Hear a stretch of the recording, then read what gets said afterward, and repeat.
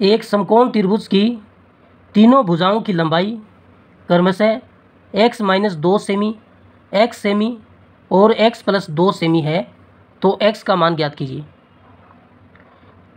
समकोण त्रिभुज किसे कहते हैं? जिसका ए कोण 90 डिग्री हो उसको समकोण त्रिभुज कहते हैं। तो हम इसका ए कोण 90 डिग्री बना लेते हैं। ये बी कोण इसका 90 डिग्री है और हम जानते हैं 90 डिग्री के सामने वाली भुजा, ये जो सामने वाली भुजा AC है, ये कर्ण होती है और कर्ण सबसे बड़ी भुजा होती है। समकोण त्रिभुज में सबसे बड़ी भुजा कर्ण होगी। अब हम इसको आधार मान लेते हैं और इसको लंब मान लेते हैं। अगर यहाँ पर कोई कोण थीटा होता तो उसके सामने वाली भुजा लंब होती, तो थीटा के सामने वाली भुजा AB लंब है। हमें तीन भुजाओं की लंबाई दी गई है और हमें ये नहीं पता है कि इनमें से कर्ण कौन सा है, आधार कौन सा और लंब कौन सा है। हमें इतना पता है कि सबसे बड़ी भुजा कर्ण होती है। तो इन तीनों में देखिए, पहली भुजा हमें दी है x-2, दूसरी भुजा x है और तीसरी भुजा x+2 है।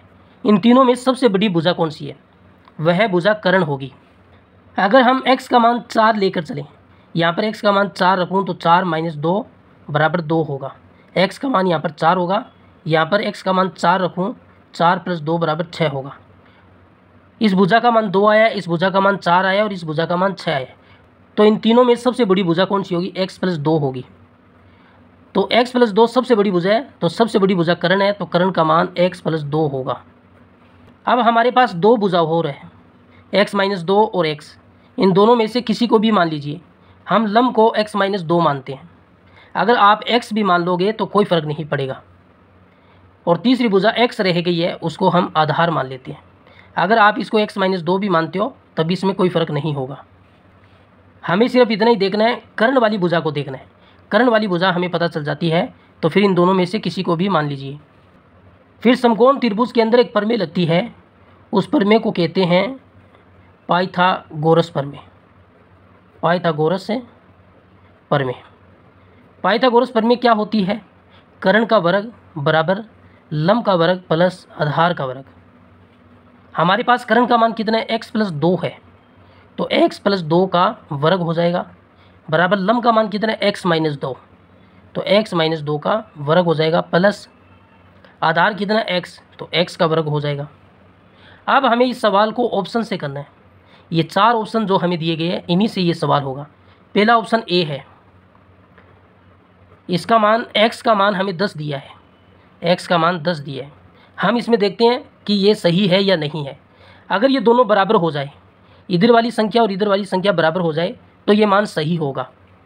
यहाँ पर रखिए x का मान 10 + 2 फिर इसका वर्ग बराबर 10 - 2 फिर इसका वर्ग प्लस 10 का वर्ग। अब हम इसे हल करेंगे। 10 और 2 12, 12 का वर्ग करते हैं तो 144 आता है। 10 में 2 घटाएंगे 8, 8 का वर्ग करेंगे 64 आएगा, प्लस 10 का वर्ग 100 होगा।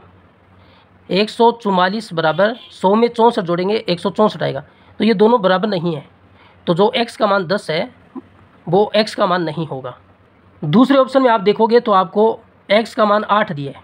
देखते हैं x का मान ये सही आता है या नहीं आता। इसी के अंदर मान रखना है। यहाँ पर x का मान कितना रखेंगे? 8, 8 + 2 फिर उसका वर्ग बराबर 8 - 2 फिर उसका वर्ग प्लस 8 का वर्ग। 8 में 2 जोड़ेंगे 10, 10 का वर्ग करेंगे 100 आएगा। 8 में 2 घटाएंगे 6, 6 का वर्ग 36 होता है, प्लस 8 का वर्ग 64 होता है। इधर यहाँ पर 100 है बराबर 36 में 64 जोड़ोगे 64, 6, 70 और 30 100, तो ये दोनों बराबर आ गए। तो हमारा ऑप्शन बी सही होगा, x का मान 8 होगा। x का मान कितना होगा? 8 होगा, क्योंकि ये दोनों बराबर है।